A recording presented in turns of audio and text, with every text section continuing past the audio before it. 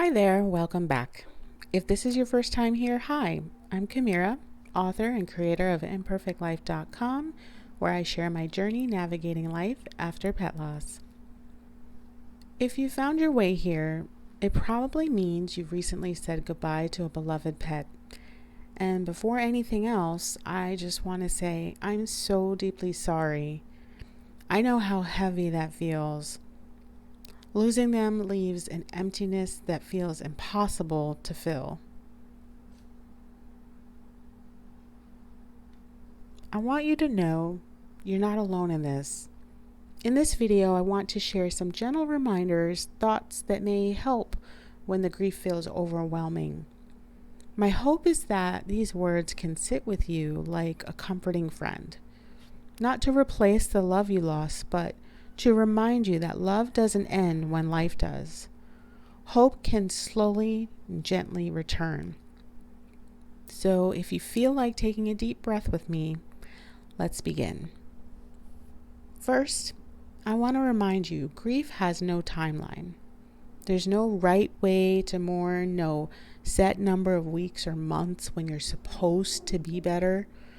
Some days might feel unbearable, and you may wake up and the silence in the house feels crushing. And then on other days, you might catch yourself smiling at a funny memory, or for a moment, there's a little light. And both are okay. Healing isn't about forgetting, it's about remembering with love instead of only pain. Think back to your pet's joy. Maybe it was the wag of their tail, the way they curled up in just the right spot, the little quirks that made them them. That joy doesn't end when they're gone, but it shifts. It becomes the stories you tell, the memories you carry in your heart, the ways they've shaped who you are. Their paw prints don't fade. They become a part of you. And hope often begins quietly. You might notice it in small, unexpected ways, like when you laugh, remembering something silly they used to do, or when you find comfort in knowing you gave them a life filled with love and care, or maybe in the peaceful thought that they're no longer in pain. Sometimes hope doesn't roar in, but it whispers. And that's enough. Another thing I've learned is that hope doesn't mean replacing or moving on. Sometimes we put pressure on ourselves to let go. But the truth is, your love for them will always stay. You don't have to choose between grief and love. You can hold both. Your heart is strong enough to carry them side by side. Some people find comfort in creating rituals or memorials.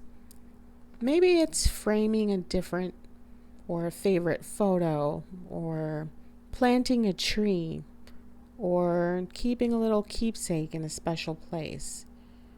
For others, it's talking about their pet often, like myself, sharing stories, or even writing letters to them. I've done all these things. However you choose to honor them, it's valid. It's your love expressed in your way.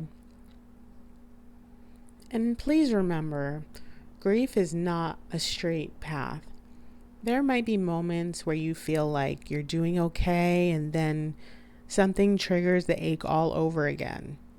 That's not a setback, it's part of the process. Healing is more like waves. Sometimes they crash hard, sometimes they're softer, but with time, the spaces between the waves do get a little bigger. Something that often helps is connection. Talking with others who understand, whether that's friends, family, or even online communities of pet lovers, can bring so much comfort. Just hearing "me too" can lift some of the weight. If you're watching this, I want you to give yourself permission to grieve in your own way, at your own pace. Don't compare your journey to anyone else's. The bond you had with your heart pet was unique. So, of course, your grief will be too. So, just to wrap up, when finding hope after saying goodbye doesn't mean letting go of your pet, it means learning to carry their memory as a source of comfort, not only sorrow. Over time, your love for them becomes like a steady light, soft, warm, and always there. Take your time. Be gentle with yourself. And know it's not just okay to hope again. It's natural. It's what love does.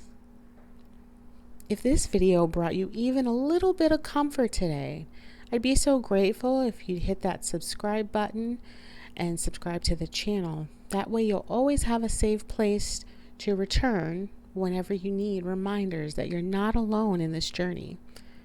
And if you know someone else who's grieving a pet, please consider sharing this video with them, and it might give them the same type of comfort you felt. Thank you for being here, and thank you for your support and letting me sit with you in this moment. Your pet's love lives on in you, always.